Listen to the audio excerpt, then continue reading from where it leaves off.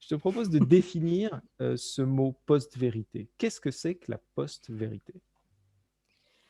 Bah, la post-vérité, elle a été définie, enfin, comment dire? Elle est rentrée, dans le langage courant en 2016 avec, notamment, à la suite de l'élection de Donald Trump et du Brexit. Enfin, d'abord le Brexit et après Donald Trump. Donc en gros, c'est voilà, c'est la post-vérité, c'est voilà, les faits n'ont pas d'importance, il y a que les interprétations qui comptent, les émotions et les croyances, et les intérêts individuels et collectifs, priment sur ce qu'on pourrait appeler, des vérités objectives. C'est effectivement rentré, dans le langage courant et dans le dictionnaire Oxford en 2016, mais en 2005, il y avait déjà un journaliste, américain, Stephen Colbert, qui avait inventé le mot de truthiness. Alors truthiness, comment est-ce qu'on peut le traduire? Je sais pas, la véritouille, la véritouille, donc voilà, c'est la vérité à peu près. Donc développer ça justement sur le fait que c'est l'impression, c'est le sentiment, c'est l'interprétation qui prime sur, le fait objectif. Finalement, est-ce que c'est un phénomène nouveau ou c'est un phénomène qui a toujours existé?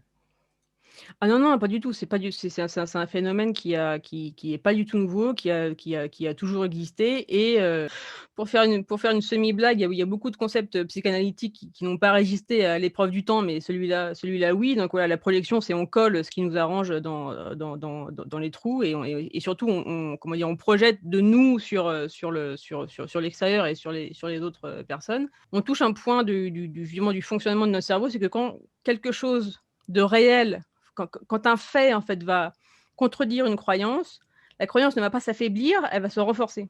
Le cerveau n'est pas fait pour fonctionner en scientifique, c'est-à-dire, voir, faire des hypothèses et ensuite tester par rapport au réel, par rapport à l'expérience. Est-ce que c'est vrai? Est-ce que c'est faux?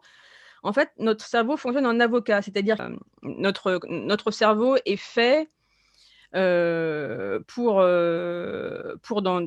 dans n'importe quelle situation, par défaut, se dire qu'il y a un agent derrière, qu'il y a quelque chose, voilà, qu'il y a une volonté, qu'il y a, en fait, notre cerveau n'est pas du tout fait pour gérer le hasard, alors que c'est c'est dommage parce Mmh. que la majorité des choses dans le monde arrivent par hasard. On peut considérer que c'est justement un héritage, des temps primitifs où en gros pour donner un exemple très, très basique, vous êtes dans la savane, vous entendez un bruit. En gros, il y a deux choix, soit c'est un prédateur, soit c'est le vent. Mais en fait, d'un point de vue évolutif, d'un point de vue adaptatif, vous gagnez plus à vous enfuir, même si c'est le si Ouais. vous à vous enfuir si c'est le vent, alors que si c'est un prédateur, là, vous crevez. Mais sauf que notre cerveau n'a pas évolué, enfin, les mécanismes biologiques, plus que notre cerveau, n'a pas évolué depuis Oui. ces centaines de milliers d'années, et qu'aujourd'hui, il n'y Mmh. a plus vraiment de raison de réagir de la sorte, puisqu'on vit dans un environnement qui est quand même beaucoup plus sûr et beaucoup plus confortable qu'à l'époque où on vivait dans la savane. Donc si on veut le formuler un peu plus froidement et moins littéraire, en fait, c'est qu'en fait, justement, l'esprit n'est pas fait pour observer et connaître le monde, mais pour y trouver du Mm. sens et des causalités.